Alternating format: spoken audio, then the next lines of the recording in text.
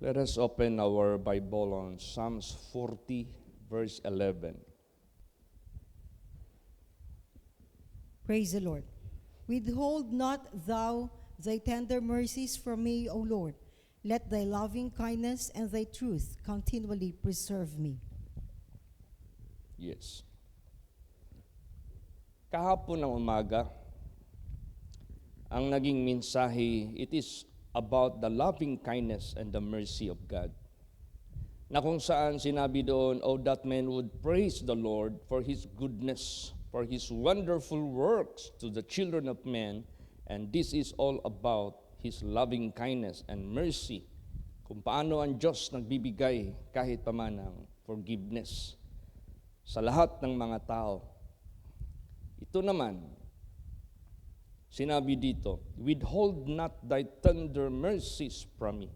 Huwag mong pigilan, o huwag mong hintuin, o huwag mong putulin ang inyong kaawaan dito sa akin, o Panginoon. Let thy loving kindness and thy truth continually preserve me. Isa dito na katotohanan ng ating Panginoong Diyos. Ito lang yung tanging nagbigay sa atin ng kalayaan. Kasi ang katotohanan ng Diyos, manatiling katotohanan, at sino man ang lalaban nito, hindi magwawagi. Nobody can go against the truth shall prosper, but for the truth. Kaya nga sinabi diyan, we can do nothing against the truth, but for the truth. Tingnan mo, lahat ng lumaban sa katotohanan ng Diyos sa langit man, dito man sa lupa, ay wala po silang napala sa buhay nila. They perish. They fall into miserable life. Kaya, dapat itong katotohanan ng Diyos ay matibay natin itong hawakan, matibay natin itong paniwalaan, matibay natin itong panindigan, matibay natin itong bigyan kahit paman ng malaking importansya sa buhay natin. Kasi ito lang yung tanging nagbibigay sa atin ng kalayaan. From the deception of Satan. Tingnan mo, naging kawawa yung si Adam at si Eva at sa lahat ng mga tao na naging biktima ng kapangyarihan ng deception na masamang espiritu. Ano ba yung deception na masamang espiritu? Paano ba niya dinaya yung tao? Paano rin niya dinaya yung mga anghel doon sa langit? Paano rin niya dinaya yung sarili niya? Tayo, pwede natin madaya yung sarili natin. Tayo, pwede natin ma-deceive mismo yung sarili natin. Kaya nga sinabi diyan, the heart is deceitful above all things and desperately wicked. Who can know it? I, the Lord, search the heart. I, the Lord, give everyone according to his heart. So, ang katotohanan ng Diyos, ito yung magbi-break kahit naman sa deception. Either deception done by Satan or deception done by ourselves. Kasi nung unang panahon, wala pang Satan. Lucifer pa lang. The brightest angel, the perfect angel. Pero sarili niya mismo ang nag-deceive sa kanya. So yung deception mismo nagsimula sa kanya. And this also can happen to each of us. That deception might start from us. So ang katotohanan ng ating Panginoong Diyos, pag hindi natin ito hinawakan ng mahigpit at pinaninindigan at paninindigan natin, delikado tayo. Kasi maunay ta sa atong sarili. Baka yung sarili lang natin mismo ang magpapahamak sa atin. That is why, that is the first requirement by our Lord Jesus Christ. If you want to be saved, you have to follow me. I am the way, I am the truth, I am the life. But you have to deny yourself because yourself is the number one deception. Nandyan yung deception sa buhay mo, sa sarili mo. Deny it. Don't believe it. Don't rely on it. Don't trust on it. Huwag kang manalig dyan. Pero dito tayo sa katotohanan ng Diyos. At ang katotohanan na yan, dinala yan ng ating Panginoong Kristo. grace and truth came by Jesus Christ. Dapat natin yan laging unawain. Anong gusto ng kaaway ng Diyos sa kanyang katotohanan? To twist it. Twist it at changing the truth of God into a lie. Anong gusto ng kaaway ng Diyos sa kanyang katotohanan, sa katotohanan ng Diyos? Itago. If it is possible, hide it. Na matago ito sa mga tao. Kasi alam ng diablo, madidiscover yung kanyang kasinungalingan. So, napakalaking faktor sa kaligtasan ng tao, yung katotohanan. Mismo si Jesus Christ nagsabi, if ye continue in my word, then ye are my disciples. Indeed, ye shall know the truth, and the truth shall make you free. Anong meron dyan sa truth of God? That you must believe God, that you must obey God, that you must honor God, that you must love God with all your heart, with all your mind, with all your strength, and with all your soul. So lahat ng mga kasinungalingan ng diablo are opposite to this truth of God. Opposite.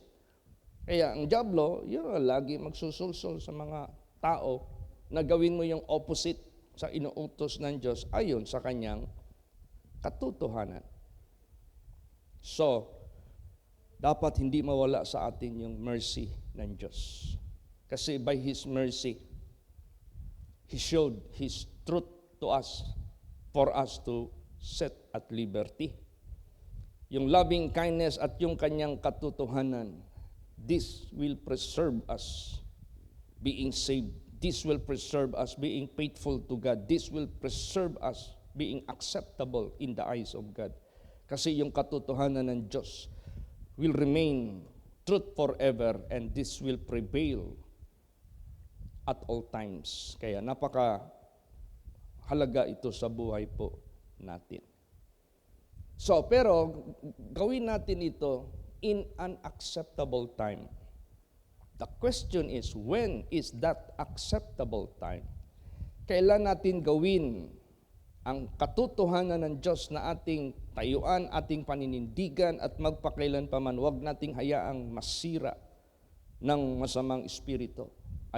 Huwag nating hayaan masira sa mga kalaban ng Diyos na hindi natin nakikita, the fallen angels. Kailangan in an acceptable time, gawin natin yan. Basahin natin. Psalm 69:13. Praise the Lord. But as for me, my prayer is unto thee, O Lord, in an acceptable time. O God, in the multitude of thy mercy, hear me in the truth of thy salvation. Yan. Gawin natin yan in an acceptable time. Now, saan natin maririnig yung acceptable time? Now is the day of salvation. Now is the accepted time. Now is the day of decision. Now is the day of salvation.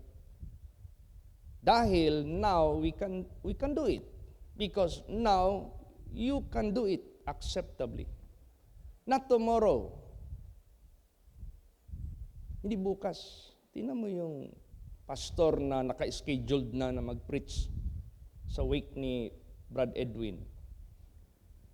Sinabihan ako ni Pastor Alan, Pastor Chit, mag-preach yung mga chaplains. Si Pastor Freddy Tabaco ang mag-preach. That was morning. Tapos tinawagan si Pastor Alan. Pastor Lan, punta ka ha sa wake ni Edwin. I will be preaching. That was in the morning. Alam mo, pagdating ng hapon, mga alas 2, alas 3, sumakit yung tiyan niya. Gabi pa yung schedule niya. Yun na, nag-faint siya, nanghina. Dinala ng asawa doon sa hospital, kung saang hospital yan. Pagdating doon, critical na. Hindi na halos maghinga. So, anong ginawa ng mga doctors? CPR. CPR is the last recourse. Puli-puli, ilang beses ng CPR. Naawa na yung asawa, Doc, the way you look at it, sa tingin mo, how many % of chance mabuhay ang husband ko. 20% na lang. Masahol pa sa 50-50. Masahol pa yung nasa ICU. Yung ICU, karamihan dyan namamatay kahit 50% chance. 20% na lang. Sabi ngayon ng asawa, Doc, please stop the CPR. Let it be done according to the will of God. Kung 20% na lang. Naawa ko sa husband ko, parang halos mabali na yung ribs niya. Kasi alam mo yung CPR. Dito yan sa ribs eh. Yung ribs mo, ganun-ganun yan eh. Flexible kasi yung ribs. Yun. Ang tao na gustong gagawa sa gabi para mag-preach, hindi na niya nagawa. Kaya, mamaya, it's not acceptable already. Bukas lalot na hindi acceptable. Baka hindi na natin marating yan. So, in unacceptable time, we have to do it, and that is present, that is now. Fix your life. That is now. Believe in the truth. That is now. Stand for the truth. That is now. You hold the truth strongly. Paano yan kung matapos gabi, buhay ko pa? Continue. Continue. Till death. Continue. Kaya nga sinabi dyan, he that shall endure. Pag sinabing endure, you never change. Pag sinabing endure, you never give up. Pag sinabing endure, you never retired. Tinuloy mo yung truth ng Diyos sa buhay mo till the end. Save ka. And that must start now. Praise the Lord. Kasi hindi natin alam yung mga plano natin, saan tayo pupunta. Kaya nga lagi nating sasabihin, if it is His will, I'll be going there to make a crusade. If it is His will, I will visit you tomorrow. If it is His will, I'll be going to Madsayap for a celebration in their anniversary. Bakit? Hindi nga natin alam eh. Pastor, parang nagsasabi ka naman ng premonition. Alam mo yung premonition? Parang nagpapahiwatig na mamatay ka na. Meron ka na mga habilin. Hindi yung premonition. Hindi yung premonition. That is the realidad ng buhay natin. We can never know. Praise the Lord. Hindi natin alam. Kaya in an acceptable time, napaka-importanting acceptable time na yan. Tingnan mo yung mga yung aeroplano, flight. Meron silang instruction, 20 minutes before the scheduled flight, you must be at the gate of pre-departure. Failing to do so, we can cancel your flight and let others avail the privilege to take the flight. Kasi maraming mga pasahero na, Ma'am, meron bang flight today? Ay, sir, fully booked. But if you will take the chance, ilagay ka namin sa chance passenger. So yung chance passenger, palagay natin, ang nag-approach 5. So meron silang acceptable time na nakalagay doon sa ticket. You must be at the gate 20 minutes before the flight. Kasi ang purpose noon, pag hindi ka naka-check-in, hindi ka naka-logbook doon, kasi ginalogbook yan eh, pwede nang i-cancel yung flight mo. So merong acceptable time na ma-avail mo yung flight. How about sa atin sa kaligtasan? Lalo na. And the acceptable time is now. Praise the Lord. Not by and by, not tomorrow, not after few minutes. No. Nakausap ko yung misis ni Pastor Freddy. Dinala ko doon ni Pastor Alan. Alala ko tuloy si Almendras. Kasi yung bahay ng Tabaco family, dito yung bahay ni dating Congressman Almendras. Dito yung Tabaco family na. May paaralan yan sila eh. Alam ni Sister Susan yan. Familiar yan. Sa Huna ba? May paaralan yan sila dyan. Yan mismo, to nakahaya sa loob, si Pastor Freddy Tabaco. Tinanong ko yung asawa, Ma'am, is there any symptoms that your husband has heart ailment? No. Is there any signs na nagko-complain siya, na kumikirot yung puso niya? There was none. Tingnan mo, wala talagang sign. O kaya, the acceptable time is always now. Praise the Lord. This present time. Kaya napaka-importante. Minsan yung mga tao na mag-isip na babalik sa Panginoon dahil ang hina. Minsan yung mga tao na babalik sa Panginoon to give their best to the Master na hindi nila nagawa sa mga ilang taon. Huwag mong sabihin niya na paglingin ng bulan, pagdako na akong income, pag mapostro na yung transaction ko, pag mag-graduate na yung anak ko, o kaya pag ma-PR na yung anak ko, ibubuhos ko na yung suporta ko sa gawain ng ministry. No, hindi yun. Do it now as God gave you the privilege. Praise the Lord. Gawin natin. Ngayon, ano yung bleeding ng Diyos sa buhay mo? To perform the work of the ministry for His glory and for His honor. Hindi kayo dumaan ng maraming mga chances, mga privileges sa buhay natin to do such works of God. Lagi mong piniprevent. Lagi mong tsaka na, maya na. Maya-maya, biglang may nangyari sa iyo. You failed to do so. So hindi na yun acceptable. Hindi na yun katanggap-tanggap sa Panginoong Diyos. Kaya dito, pag ang tao na gustong bumalik sa Diyos, kung nawala ka man, yung tao na gustong ibalik yung first love sa Diyos dahil nanghina ka, do it now. Praise the Lord. Basahin natin Psalm 69 verse 16. Praise the Lord. Hear me, O Lord, for thy loving kindness is good. Turn unto me according to the multitude of thy tender mercies. Yes, bumalik ka na sa akin. Pag ikaw pag nawala ang Panginoon sa iyo dahil hindi mo na siya pinapansin, hindi mo na siya sinusunod, nanghina ka ba? Bumalik ka na kaagad sa Panginoon. Turn unto me according to the multitude of thy tender mercies. Baka maya-maya, biglang ma-expire yan. Kaya first time ko narinig na expired na, kay Brad Ruben Tan. Nung narinig ko na na-atake siya sa high blood at dinala dyan sa Holy Spirit, punta kagad ako doon. Punta ako sa counter. Sabi ko, ma'am, may pasyente ba ditong dinala na Ruben Tan ang pangalan? Ay, sir, expired na siya. Hindi ko agad na-get. Isang terminology pala yan ginagamit sa medical term na expired, pagpatay na. Sir, expired na siya. Saan siya, ma'am? Andun sa morgue. Uy. Expired means patay na pala. So,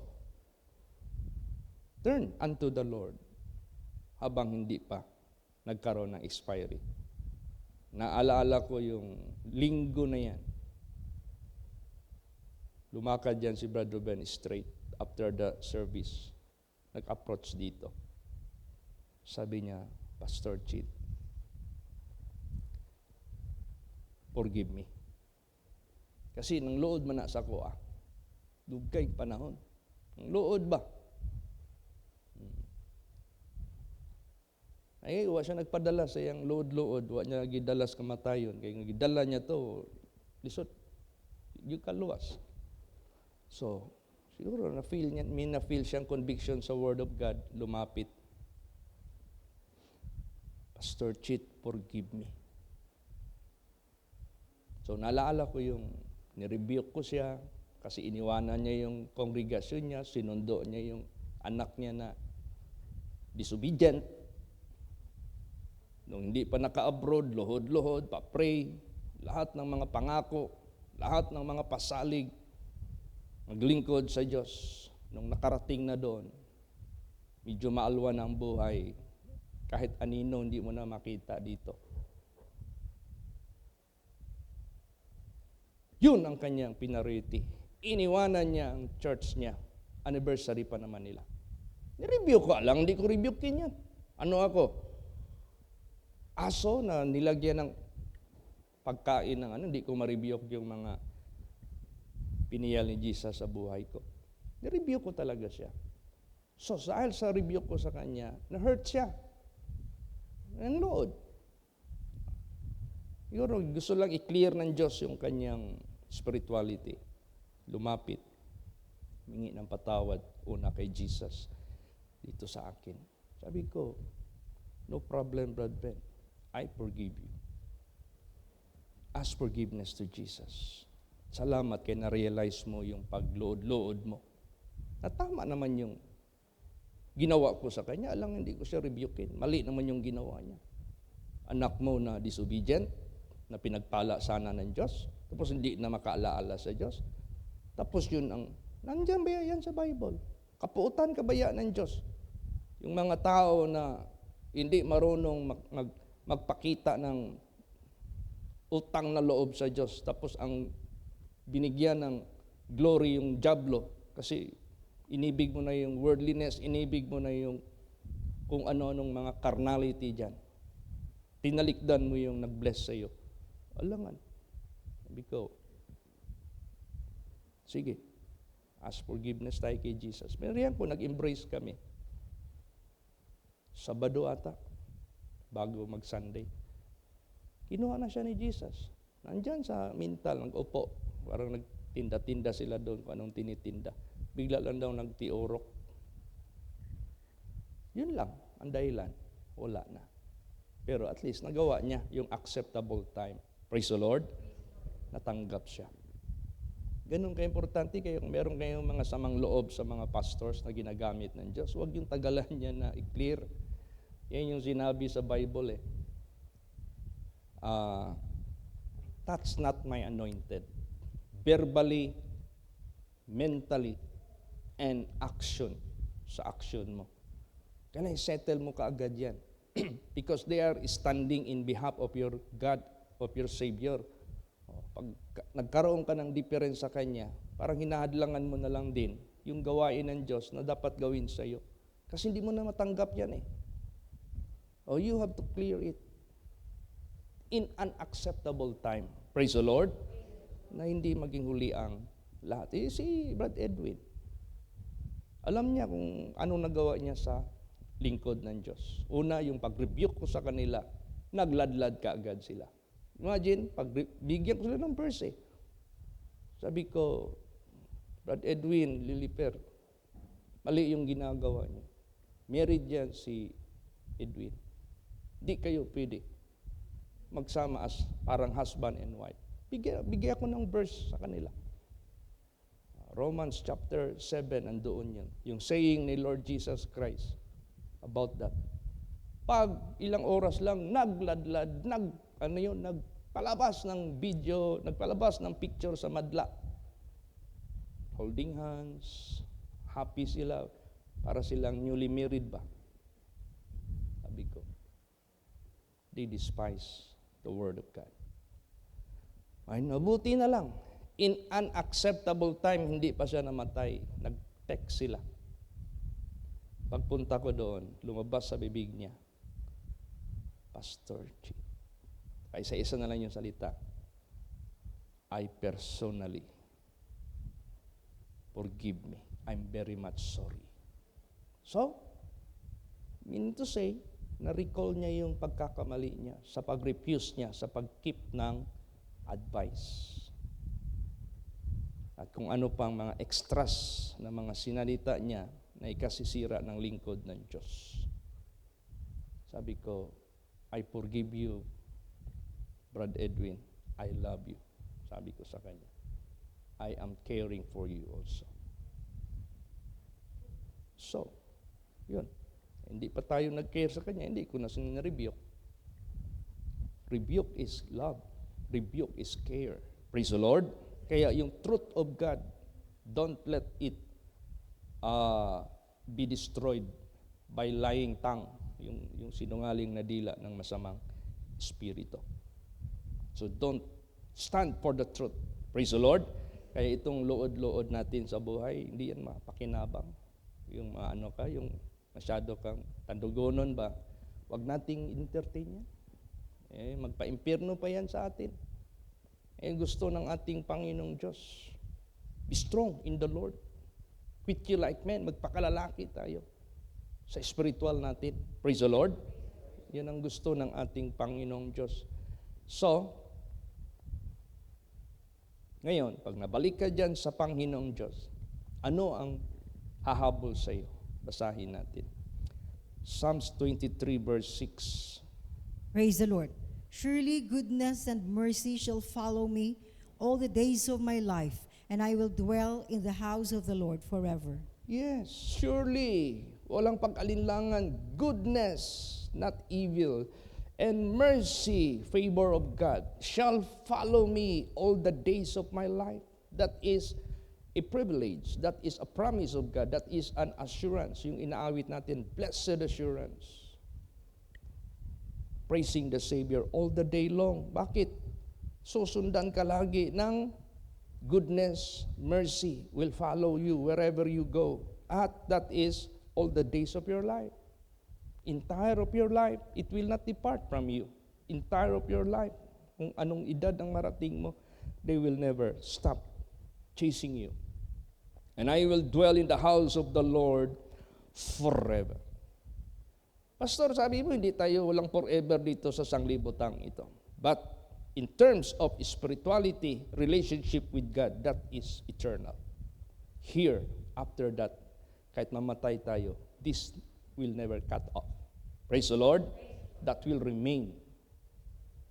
Your relationship with Him, even, kaya nga merong sinabi dyan, neither death nor life, nor angels, nor any creatures, nor things to come, nor things present, shall be able to separate you, to separate us from the love of God. So, that is forever. You will dwell in the house of the Lord forever. Tapos, yung liwanag ng Diyos sa kanyang banal na salita, ito yung mag-lead sa atin. Kaya nga, don't let the Word of God hinder sa buhay mo. Wag mong. So anong gawin natin? Ang gagawin ng dyablo, sisikapin niya ang mga membro sa pastor, siraan. Siraan ang relasyon, siraan ang pananampalataya, siraan ang respeto, siraan ang yung pagsalot, alam mo yung salot? Siraan yung reverend, lahat siraan niya ng dyablo. Para yung word of God, kahit anong sabihin ng pastor, hindi na yan magtalab. Advantage yan ng masamang espiritu. Sabihin ng dyablo, kahit sent by God, kahit chosen by God yung tumatayo sa inyo. Hindi yan mag-epekto sa inyo dahil naniwala kayo sa akin. Siniraan ko kayo sa pastor ninyo. Naniwala naman kayo sa akin. Kaya kahit nakaupo kayo dyan, nakadala-dala yan sa isip ninyo, sa puso ninyo. Kaya non-effect lahat ang sinasabi niya. Huwag mo hayaan yan.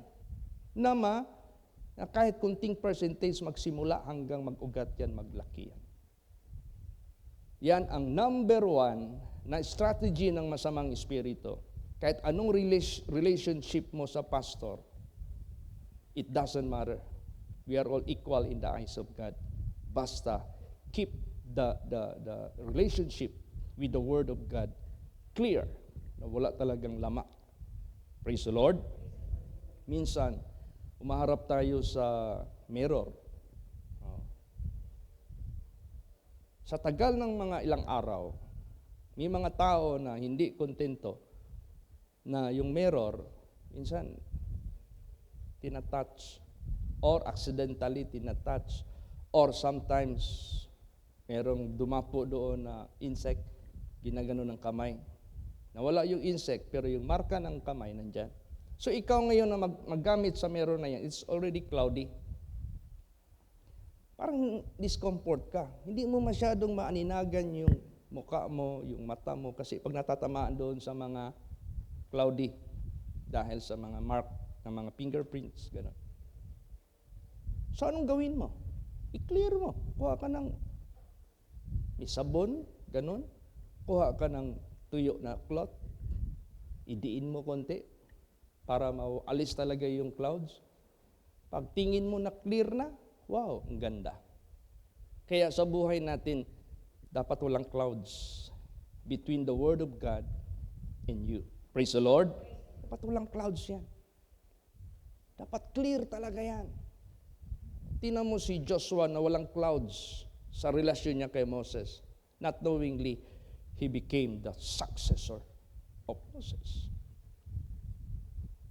Kasi kung wala kang cloud doon sa ginagamit ng Diyos, wala ka ring cloud sa naggamit ng Diyos o sa naggamit na Diyos sa Kanya.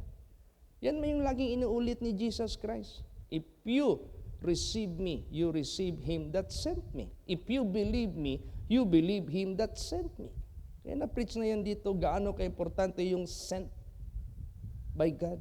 Kaya sa buhay natin, huwag tayong, parang hanggang ngayon, di pa natin ma-handle yung mga ganon na klaseng pagturo ni Jesus Christ. Para ka pa rin, movable ka pa rin, tandugunon ka gihapon, sensitive ka masyado, madali kang makilos, madali. Wag. You have to be responsible of your relationship with the Word of God. Praise the Lord. Oh. Tingnan mo ha. Pag ang membro nasiraan ng loob sa isang ginagamit ng Diyos, meron pa ba akong value sa kanila? Yung sasabihin ko, may value ba sa kanila? Wala na yan. Kasi nandyan na yung clouds, malabo pa sa lubog na araw o na tubig. Pero kung yung pastor na yan magpunta sa ibang lugar, and they valued that pastor, pagbigay ng Word of God, clear as crystal ang clear, mabibenefit nila yung Word of God. Mapipil nila yung blessedness, mapipil nila yung advantage, mapipil nila yung blessing ng Diyos na binubuho sa paggamit ng servant na yan. Anong na-notice natin? Bili ka ng tubig dyan sa tindahan na sa tabi lang ng daan, yung hindi nag-aarkila. Ma'am, palit ko o drinking water. Pila ng half liter. Ay, sir, 15. Punta ka dyan sa 7-Eleven. Half liter. Uy, 18. Mas mahal kaya nag-aarkila man. Punta ka dyan sa airport. 50. Sa airport ha, 50. Same bottle, same brand, pero ang value nagkaiba-iba. Pagdating sa aeroplano, 150. So, depende pala sa lugar. Nag-change yung value. Kaya ang ginagamit ng Diyos sa pagbigay ng Word of God, depende yan sa lugar. Kung ang mga tao tumatanggap na walang pag-alinlangan, precious sa kanila yung pastor na yan. Pero kahit same, anointed by God, sent by God, chosen by God, approved by God, ilagay mo yan doon sa mga tao na nasiraan na yung mga utak nila, yung kanilang paniniwala, yung kanilang respect. Meron nang nauna na mga viruses. Ay, mas mabuti pa patayuin mo yung tao na makasalanan, magsalita, at maniwala pa yan sila. Kahit pinadala ng Diyos, hindi yan maniwala. Kasi meron ng ano eh. Kaya kailangan clear. Praise the Lord. Naranasan ko talaga magpakita ng value sa ginagamit ng Diyos. And that was Pastor Samuel Cabre. And anybody who will preach, you have to put value on it. Praise the Lord. Regardless, meron kang karanasan sa kanya na hindi maganda noon, huwag mo na yung anuhin. Don't put it between you and him. Huwag. Kailangan clear. Kaya, importante, basahin natin Psalms 43 verse 3. Praise the Lord. O send out thy light and thy truth. Let them lead me. Let them bring me unto thy holy hill and to thy tabernacles. Yes. Ipadlabas mo yung liwanag mo at yung katotohanan mo. Sila yung maggabay sa akin. Sino yung gagamitin ng Diyos? Yung servant niya. yung alagad niya, yung mga pinadala niya, sila yung magsisend ng light, sila yung magsisend ng truth para mag-lead sa iyo. Also make it clear, make it strong relationship. Yan ang maghahatid sa iyo sa banal na bundok at sa iyong mga tabernakulo. Alam mo kasi ito kasing relasyon natin sa ginagamit ng Diyos. Importante masyado yan. Because that is your relationship with God. Relasyon mo yan sa Diyos. Tingnan mo yung mga people of Israel noon na hindi sila naniwala kay Moses. Hindi rin sila naniniwala sa Diyos. Anong resulta? Hindi rin sila nakapasok sa land of promise. Pero yung naniwala kay Moses, naniwala sila sa nagpadala sa kanya, nakapasok sila sa land of promise. So ganun po ang magiging epekto. Praise the Lord. Kaya don't let Satan twist the truth. Basahin pa natin anong blessedness sa mga anak ng Diyos na maganda yung relasyon mo sa salita ng Diyos. Psalms 57 verse 3. Praise the Lord. He shall send forth from heaven and save me from the reproach of him that would swallow me up. God shall send forth His mercy and His truth. Oh, di ba? Merong gustong mag-swallow sa iyo. Merong gustong magsila sa iyo. Merong gustong mag-swallow. Alam mo yung swallow? Lamunin ka para mamatay ka sa kaluluwa mo. Si Satanas yan, hindi nakikita. Pero dahil maganda yung relasyon mo sa Diyos at sa ginagamit ng ating Panginoong Diyos, so clear yung instruction ng Diyos na tatanggap mo. So yung katotohanan, napapanindigan mo. Yung katotohanan, you stand for it. Dahil clear, walang ano.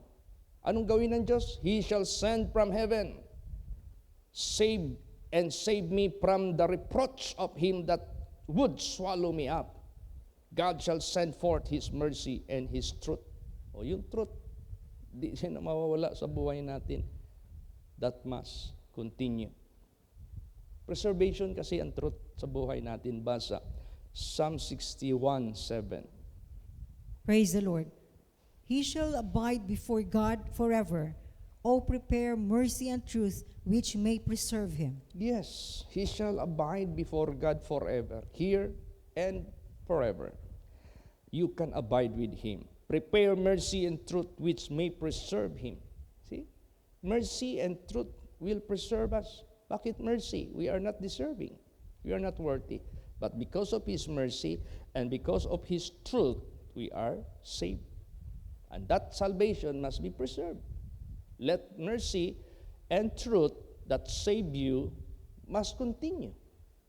So that salvation will not anymore depart nor being destroyed sa buhay mo.